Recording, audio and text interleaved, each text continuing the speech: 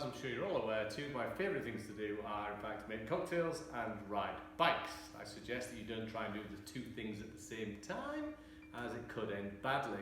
In fact, I wouldn't recommend having cocktails and then riding your bike either. So the only safe way really to do it is to ride your bike and then make the cocktails. Now, I've just ridden 43 miles today, so I'm pretty sure I've earned the right to make myself a drink. So we're going to make a bicicletta, and I'm going to start by adding soda into my glass. The reason I do this on drinks of this nature is because I think you get a better mix if you do that. You don't have to stare at the end and make the whole thing flat by taking out the bubbles. Then we're going to throw in 2 ounces, so around 60 mils of Italian wine, Pinot Grigio here. And if you can find one that's got a bicycle on the label, even better, but it's not necessary.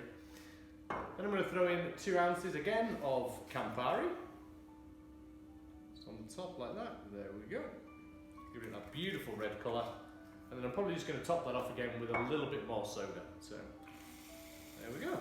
Right, I'm going to double garnish this. I'm going to squeeze over the orange zest just to give that wonderful orange aroma. And then I'm going to pop in a fresh orange slice. And there we have the bicicletta. Cheers. This Bicicletta cocktail obviously is absolutely fantastic just by itself, but it's even better if it's shared. So share these cocktails, share these recipes, and please share this video.